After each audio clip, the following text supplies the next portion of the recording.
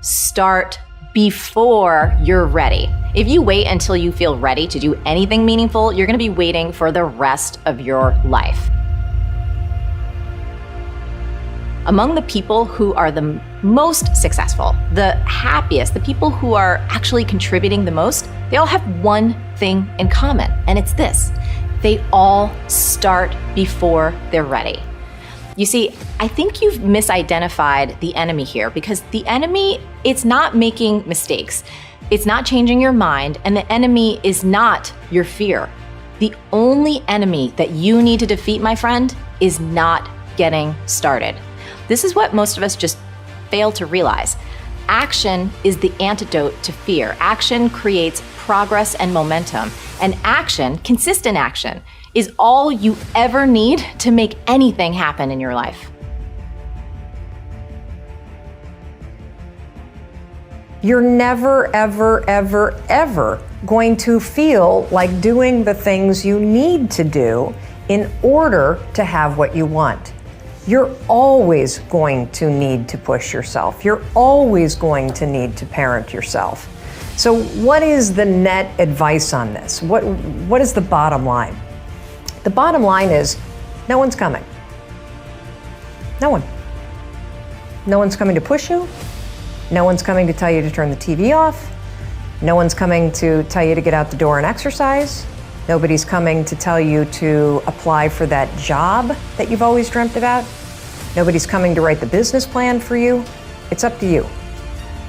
And because you're only ever going to do the things that you feel like doing right now or that feel good right now, unless you understand that you've got to parent yourself, you got to push yourself, you're not going to make your dreams come true. You're just not. We're not wired that way. You weren't born that way. You weren't that way when you were growing up, and you're certainly not that way as an adult. And there's a tremendous amount of liberation that comes when you accept the fact that you're always going to need to give yourself a push.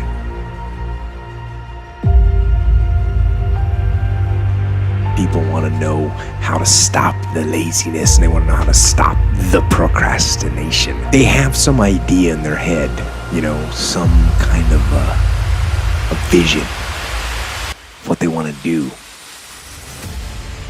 But they don't know where to start. They don't know where to start it, They don't know where to start. And so they say, hey, where do I start? And when's the best time to start? And I have a very simple answer for that. Here and now. That's it. You want to improve? You want to get better? You want to get on a workout program or a clean diet? You want to start a business? You want to write a book or make a movie or build a house or a computer or put together some mobile application? Where do you start? You start right here. And when do you start? You start right now. You initiate the action aggressively. You go. Because the idea isn't going to execute itself. And the book isn't going to write itself. And the weights out in the gym, they're not going to move themselves. You have to do it, and you have to do it now.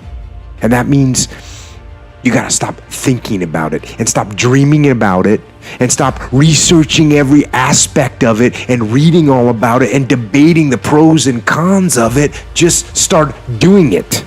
Take that first step and make it happen. Get after it.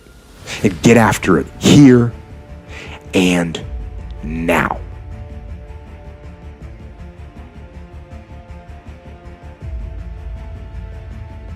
What I would say hustle is to me is that when you have passion around something, that you are squeezing every last bit of the juice out of the orange, right? To me, hustle is maximizing the energy you're putting into somebody. I'm blown away by people saying that they're hustling and they want to achieve these great things and then their actions don't match, right? So to me, hustle would be putting all your effort into achieving the goal at hand. And for me, that means making every minute count. Hustle is putting it all on the line. Hustle is waking up one day, the day before you die, and realizing you gave it your all into the parenting of your children, the building of your businesses, the philanthropy that you wanted to do. Whatever you define, it's just all in, emotionally and executionally, in theory and strategy and in execution. Where I got my work ethic from was the hours I had to spend learning this. When you sit down and you're not smart, and you have a disability, and you still want to be at the top of your class, I didn't want to just get by. When I realized that I can learn through hard work, and I can beat the valedictorian in school, but I got put in 10 hours more a day than he does. You know what kind of strength comes from that? When you're sitting down, that valedictorian studying for an hour, and you know I caught you, but I have the work ethic to catch you. That's where David Goggins got really invented, was at a kitchen table with 20 spiral notebooks that were empty. And then 3 months later, they were full. And when you can go through that, I still have them in my storage unit. You go through these spiral notebooks of your life, and you realize, this is how I learn.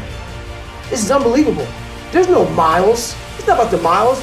It's that, having a discipline every day to say, for me to learn this one math problem, it's gonna take me 10 hours. And you realize through hard work, you can outwork anybody. I come here to remind you that there's only one thing you can do. The only thing you can do, only thing that is controllable, if you want it, if you want this, is work. Started using the word work more than the word hustle, just because I want everybody to understand what we're really talking about here. Nobody you know has become successful outside of it being given to them from their family. Nobody you know has actually created success without working their face off. It doesn't exist. So you can sit and talk about luck, and you can sit and talk about this, that, or the other thing, but I promise you, the only controllable thing you have is your work ethic. I implore you to start matching your work ethic and your actions to your mouth. If you're gonna be a billionaire, you need to realize that most people that create $1 billion worth of wealth don't do anything besides work every single day of their 20s and 30s.